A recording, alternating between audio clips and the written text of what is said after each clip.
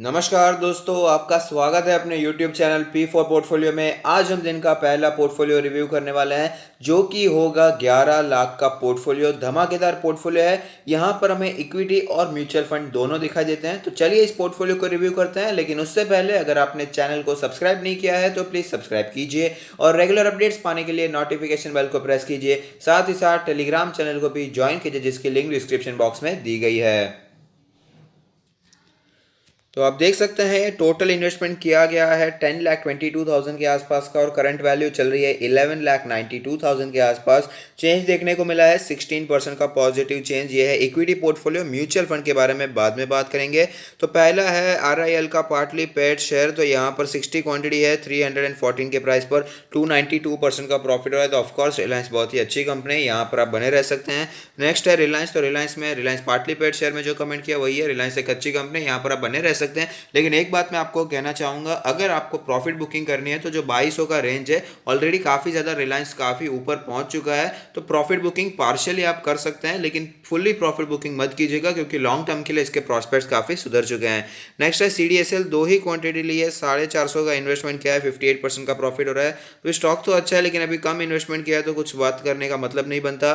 Next है Infosys. 34 quantity 637 के price पर 21,000 का इन्वेस्टमेंट, 49% का प्रॉफिट हो रहा है। तो लॉन्ग टर्म के लिए अच्छा है। TCS 20 शेयर्स 1754 के प्राइस पर 35,000 का इन्वेस्टमेंट, 28% का आपको यहाँ पर प्रॉफिट हो रहा है। तो लॉन्ग टर्म के लिए काफी अच्छा शेयर है। HDFC लाइफ 61 क्वांटिटी 493 के प्राइस पर 30,000 का इन्वेस्टमेंट, 23% का प्रॉफिट। तो लॉन्ग टर्म के लिए काफी अच्छा है। एशियन पेंट्स 33 क्वांटिटी 1512 के प्राइस पर 50,000 का इन्वेस्टमेंट, 18% का प्रॉफिट हो रहा है। तो लॉन्ग टर्म के लिए अच्छा शेयर है।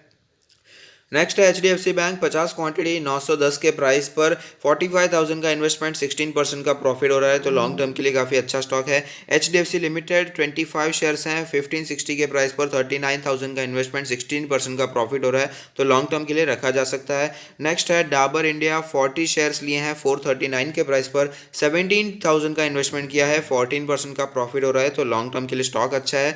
SBI लाइफ इंश्योरेंस 25 शेयर्स लिए हैं 743 के प्राइस पर 18,000 का इन्वेस्टमेंट, 15% का प्रॉफिट। तो लॉन्ग टर्म के लिए अच्छा है। बर्जर पेंट 48 शेयर्स 477 के प्राइस पर 22,000 का इन्वेस्टमेंट, 15% का प्रॉफिट हो रहा है। तो लॉन्ग टर्म के लिए अच्छा स्टॉक है। HUL 64 क्वांटिटी 2041 के प्राइस पर 1,30,000 का इन्वेस्टमेंट, 7.55% का प्रॉफिट। तो लॉन्ग टर्म के लिए अच्छा है। SBI कार्ड्स 29 शेयर 722 के प्राइस पर 20,000 का इन्वेस्टमेंट, 9.56% का प्रॉफिट हो रहा है। तो लॉन्ग टर्म के लिए स्टॉक काफ़ी अच्छा है। अबाउट इंडिया 2 शेयर्स लिए हैं 15,400 के प्राइस पर 30,000 का इन्वेस्टमेंट किया है, 8% का प्रॉफिट हो रहा है। तो लॉन्ग टर्म के लिए अच्छा शेयर है फार्मा सेक्टर का। पिडिलाइट इंडस्ट्री 62 क्वांटिटीज है 1,321 के प्राइस पर 81,000 का इन्वेस्टमेंट, 3% का प्रॉफिट। लॉन्ग टर्म के लिए अच्छा है। डिमार्ट 33 शेयर्स 2,063 के प्राइस पर 68,000 का इन्वेस्टमेंट किया है, 5% का प्रॉफिट। तो लॉन्ग टर्म के लिए अच्छा है। रिलैक्सो फुटवेयर 60 क्वांटिटी 614 के प्राइस पर 36,000 का इन्वेस्टमेंट, 2.5% का प्रॉफिट। लॉन्ग टर्म के लिए अच्छा है।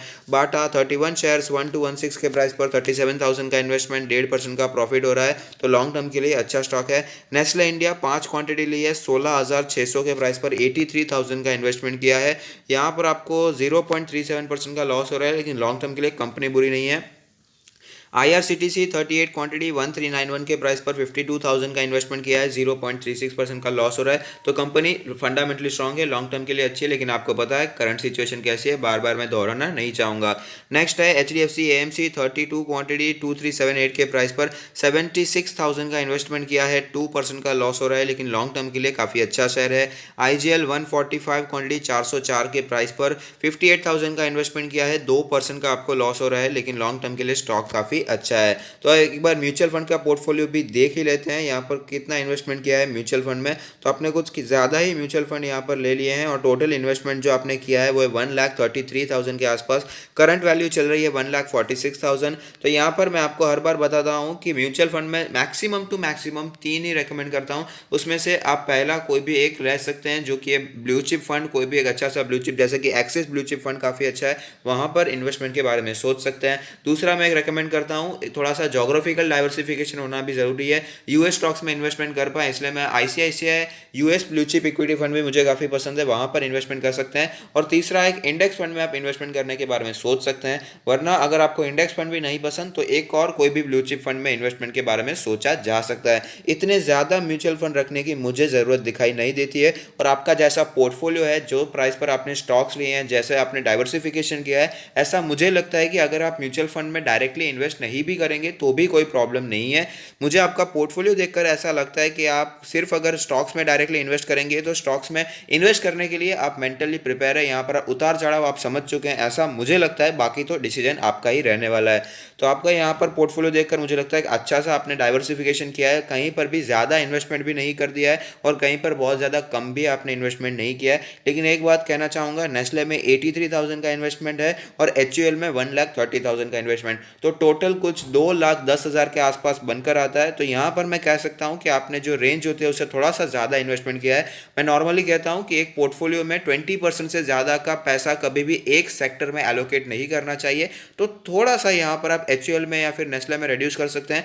नेस्ले में आप बनाए रखिए, HUL में आपने 1,30,000 रखे हैं तो थोड़े से शेयर्स आप रिड्यूस करने के बारे में सोच सकते हैं, वरना कंपनी बुरी नहीं है, ये थोड़ा पोर्टफोलियो मैनेजमेंट के लिए थोड़ा ज़रूरी हो जाता है। और मैंने देखा केमिकल सेक्टर से आपने सिर्फ पिडिलाइट इंडस्ट्री को चुना है, जो कि एक अच्छी बात है, मोनोपोली वाला स्टॉक है। लेकिन कोई और भी स्टॉक आप चुन सकते हैं, जैसे कि स्पेशलिटी केमिकल्स में काम करने वाली कंपनी हो सकती है, आरती इंडस्ट्री, अतुल, SRF, ये सारी कंपनीज भी अच्छी है, अच्छे प्राइस पर मिलती है, दीपक नाइट्रेट, नवीन फ्लोरिन, सारे बहुत सारे नाम से। तो यहाँ पर आप कौन सी भी एक कंपनी पर नज़र बनाकर रख सकते हैं और अच्छे स्टॉक को अच्छे प्राइस पर बाय करने के बारे में भी सोच सकते हैं। बाकी आपका पोर्टफोलियो काफ़ी मुझे अच्छा लगा।